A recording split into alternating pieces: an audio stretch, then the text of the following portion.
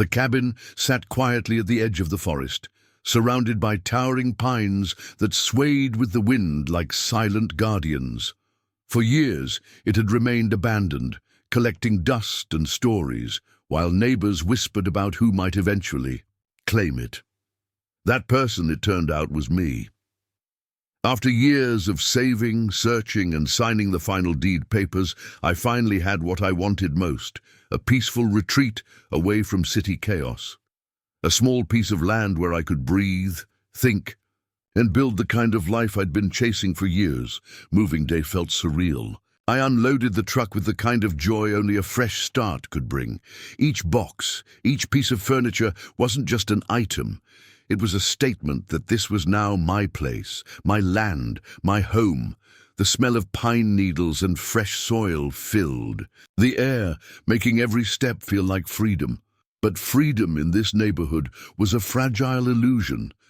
I didn't know it yet, but while I unpacked dishes and hammered nails, eyes were already watching me. Across the gravel road, curtains shifted. A man with a clipboard lingered at the property line longer than necessary. A couple in matching polo shirts stood with arms crossed, whispering while staring directly at my cabin. At first, I dismissed it. After all, new neighbors are always curious, but this wasn't friendly curiosity. It was scrutiny. By the second day, I noticed printed signs around the neighborhood. HOA meeting tonight. At the time, I didn't think much of it. After all, I hadn't signed up for an HOA. My cabin was on a private lot, sitting on land I legally owned.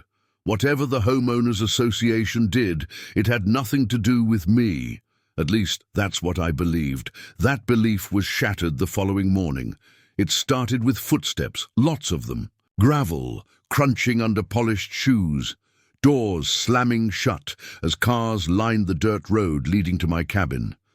I stepped onto the porch, coffee mug in hand, only to see a group marching toward me like a small army. Clipboards, badges, and self-importance, dripping from every step. The woman at the front, sharp haircut and sharper eyes, moved like she owned the world.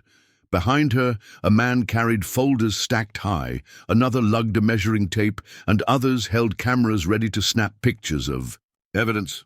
Without so much as a greeting, they spread across my property, walking around the cabin, snapping photos of the roof, the yard, even my truck. Confused, I called out, but they didn't respond. Instead, the woman with the sharp haircut barked orders at the group. Document the violations. Start with the porch. It's clearly non-compliant. Check the paint color. And the fencing, completely out of regulation. Violations? Regulations? I hadn't even finished unpacking. My heart pounded as realization dawned. This was the HOA, and they had stormed onto my property as if they had authority here. I tried to reason in my head. Maybe this was a misunderstanding. Maybe they didn't. No, my land wasn't part of their jurisdiction. But the way they moved, with certainty and arrogance, made it clear. They weren't here to ask. They were here to claim.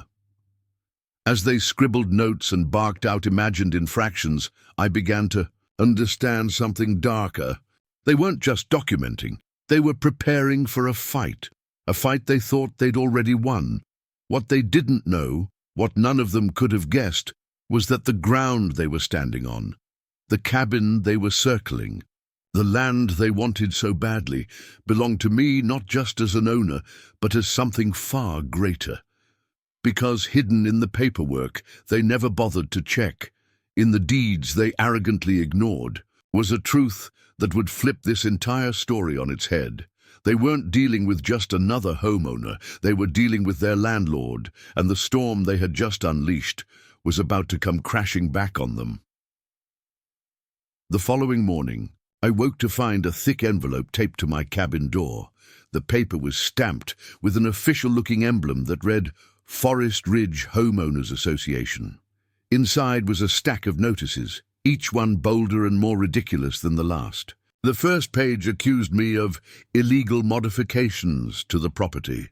The second demanded immediate payment of fines totaling over $2,500. The third page went even further, declaring that my cabin must be brought into compliance with community standards, or I would face forced removal. Forced removal. The words hit me like a hammer. I hadn't even been there a week, and already the HOA was threatening to strip away my home. It was surreal, laughable even, because none of this made any legal sense. My land wasn't under their control. My property wasn't part of their neatly planned subdivision.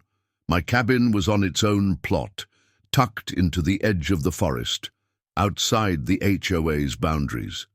Yet here they were, storming onto my land, issuing demands as though they ruled everything in sight. I flipped through the paperwork again, my disbelief shifting into anger. They claimed my porch was unauthorized construction. They cited the color of my cabin's exterior as non-compliant. They even called my gravel driveway a hazard to neighborhood uniformity. Every page was dripping with arrogance. Later that day, I overheard two HOA members standing near the road, their voices carrying in the still air. They weren't whispering. They wanted me to hear. "He won't last a month," one said. "We'll bury him in fines until he gives up. And when he does," the other replied, "we'll absorb that land into the association. Imagine the value of expanding our control." That was when the pieces started fitting together. This wasn't about rules or aesthetics or even neighborhood pride. It was about power. The HOA wasn't trying to protect the community. They were trying to take over my land, and they assumed I was powerless to stop them. What they didn't know was that I had something they didn't: the deed, not just to the cabin but to the land beneath it. And not just this lot, something much larger, but I wasn't ready to play that card just yet. Instead, I let them keep talking, keep digging their own hole.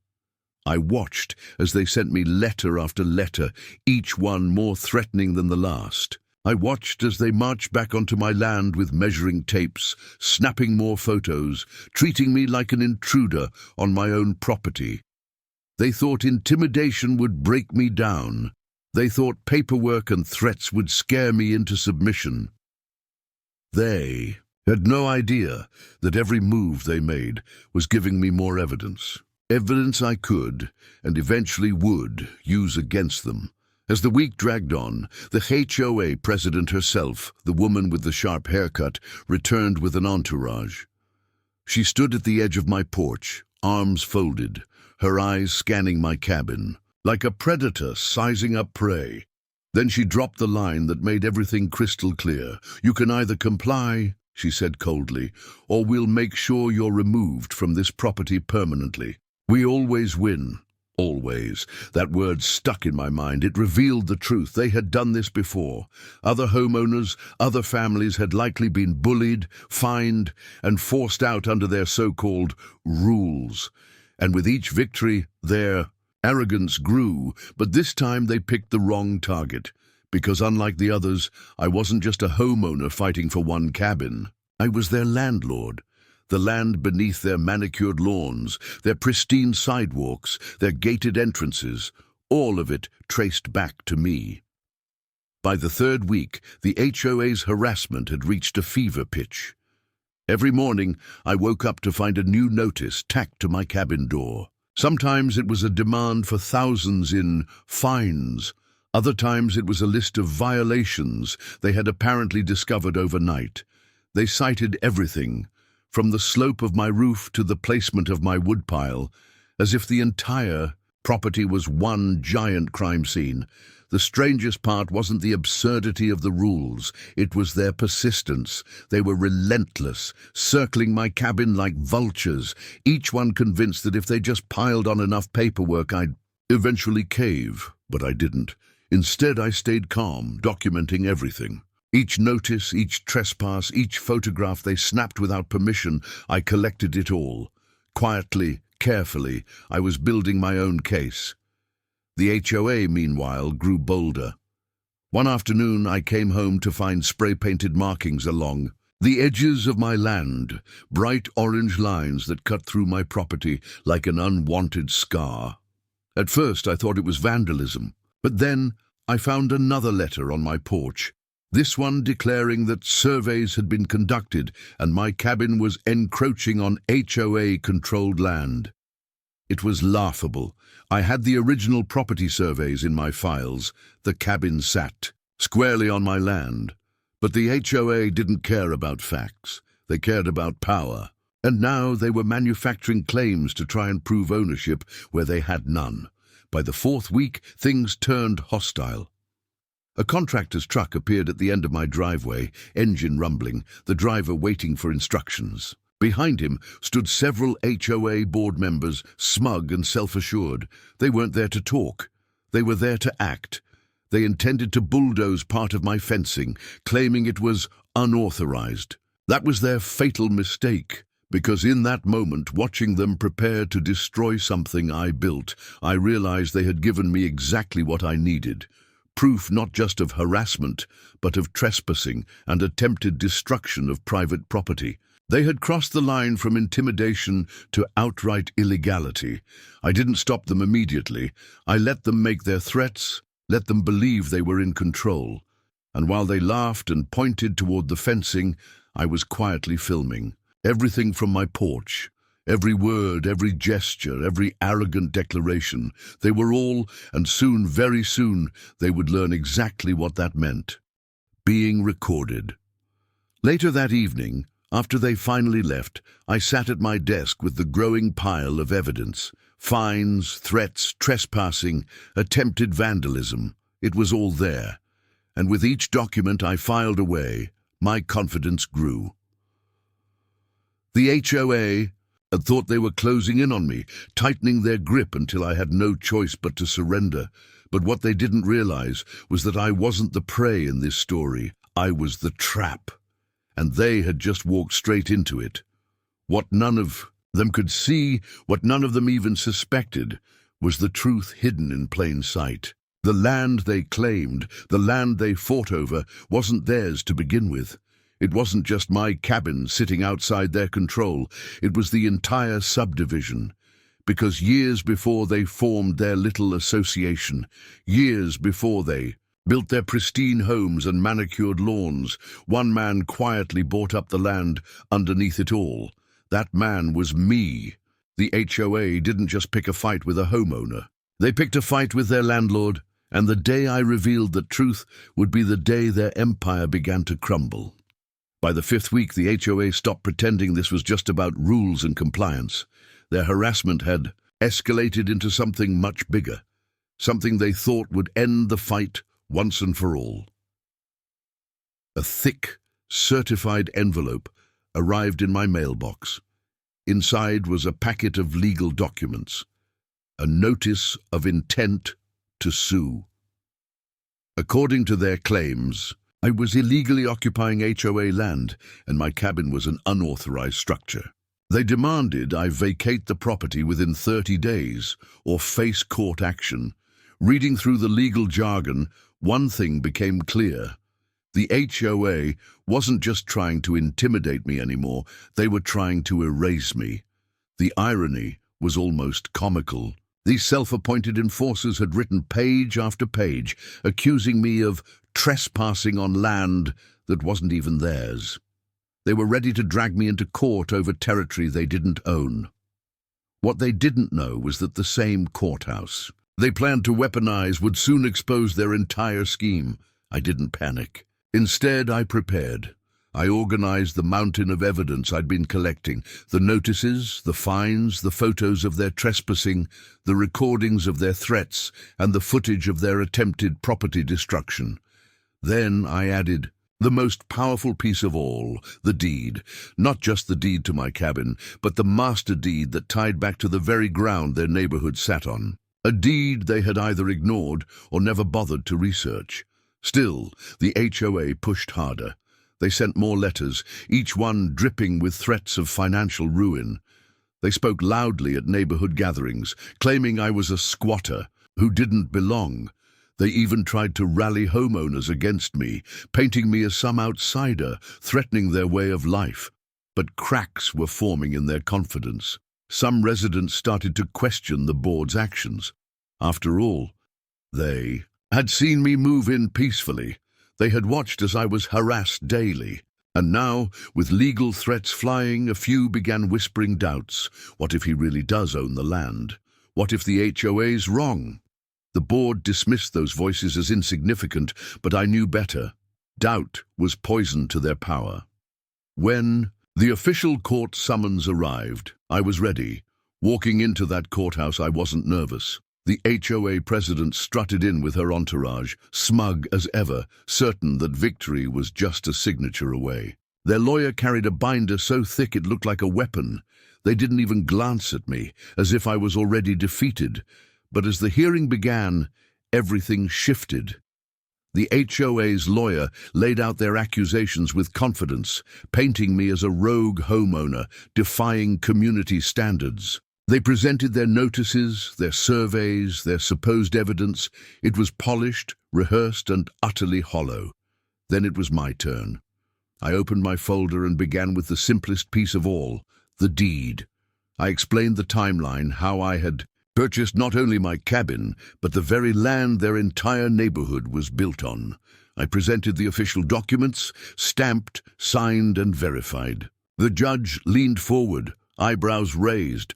Next, I showed the evidence I had gathered, videos of HOA members trespassing, recordings of their threats, copies of their false notices, and photographs of their spray-painted surveys. Piece by piece, I dismantled their entire narrative. By the time I was done, the courtroom was silent. Even the judge seemed stunned by the scope of the HOA's arrogance. The president's smirk had vanished, replaced by a tight, nervous glare. For the first time, she realized they weren't the hunters. They were the prey. The judge didn't issue a final ruling that day, but his words were clear. These are serious allegations, and from what I see here, the HOA has overstepped its authority.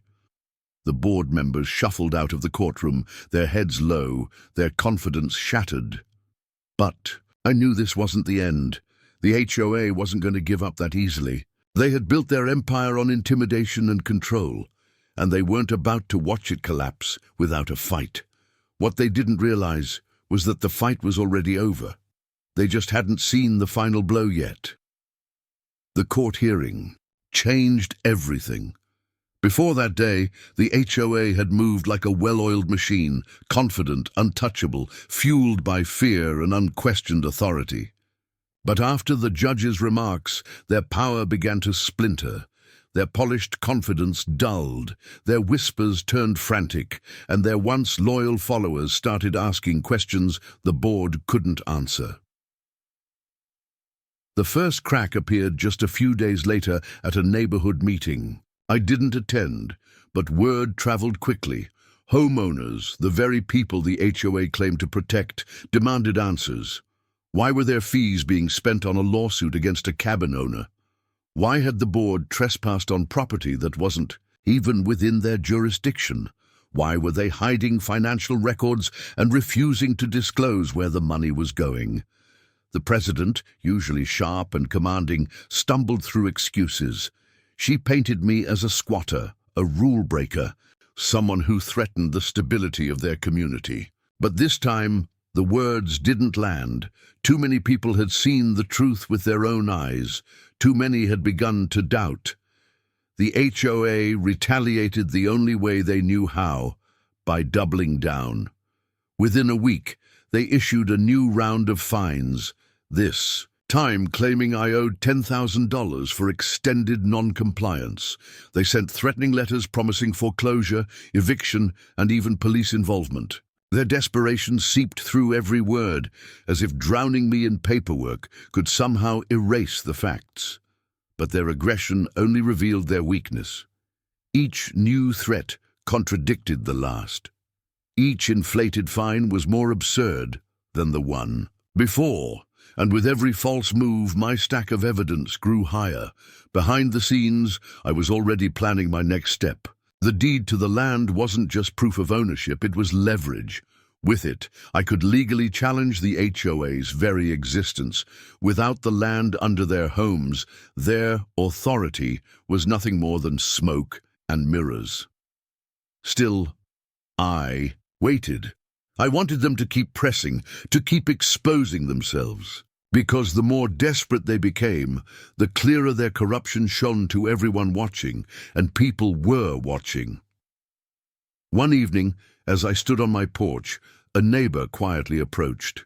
He looked nervous, glancing around as if afraid the HOA might catch him talking to me. In a hushed voice, he admitted what others had begun to realize. "They're not protecting us," he said. "They're using us." That was the moment I knew the tide had turned. The HOA had lost control of the narrative. What was once fear-driven loyalty was now suspicion. Homeowners who had blindly followed orders began to see the truth. The board wasn't fighting for them, it was fighting for power. The president tried to hold on, hosting emergency meetings, issuing newsletters filled with half-truths and outright lies. But no amount of spin could erase the court documents, the recordings, the evidence stacked against them.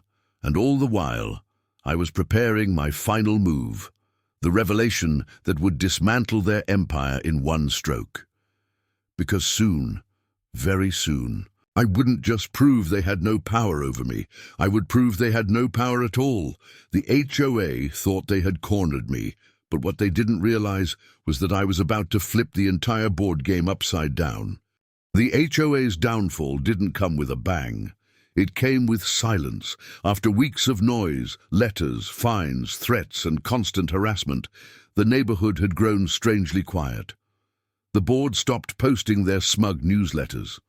The president, once bold and unshakable, was rarely seen outside, and when she was, her confidence had cracked into something else. Fear. The silence wasn't peace. It was the calm before the storm, because while they scrambled behind closed doors, I was ready to make my move. I scheduled a community meeting. Not through the HOA, but directly. Flyers slipped under doors, notices posted on mailboxes. Quiet. Conversations with neighbors who had grown tired of being bullied. Curiosity spread quickly. On the night of the meeting, nearly every household showed up, gathering in the community center where the HOA usually held its reign of intimidation. Stood at the front, not as their enemy, not as an outsider, but as the man holding the truth. I began simply. I showed them the mountain of evidence, the harassment, the trespassing, the false notices. Murmurs rippled through the crowd as homeowners saw, many for the first time, just how deep the board's corruption went. Faces that once looked at me with suspicion now turned toward the HOA president with betrayal. Then I revealed the deed, not just to my cabin, but to the land beneath their very feet. I explained the history, the purchase, the chain of ownership that tied every square foot of their neighborhood back to me. Papers stamped, signed, and irrefutable. At first, silence, then gasps. Then, an eruption of voices as neighbors realized the truth. The HOA hadn't just overstepped. They had been trespassers in their own kingdom. They had bullied the very man who held the ground they stood on. The president tried to fight back. She stood shouting about community rights and collective authority, but her words fell flat. Without land, without legal standing, her authority was nothing but air, and the neighbors knew it. Some demanded answers. Others demanded resignations, and a few, furious at years of wasted fees and false promises, demanded accountability. The board members, once so arrogant, sat frozen under the weight of their unraveling empire. I didn't gloat. I didn't need to.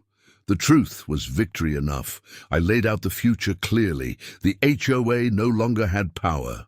Their claims, their fines, their threats, all null and void. From that day forward, the homeowners answered only to the law, not to a board hiding behind fake authority. Their money, their homes, their peace of mind, it was theirs again, and As for me, the man they had tried to drive out, I wasn't going anywhere. The cabin was mine, the land was mine, and now the entire neighborhood knew the truth. The HOA had stormed onto my property, believing they could bully me into submission. They had threatened, lied, and fought with everything they had. But in the end, their empire collapsed, not because I fought harder, but because I held the ground beneath their feet. Their reign ended the moment they discovered the truth. They weren't my rulers, they were my tenants, and their eviction notice had just been served.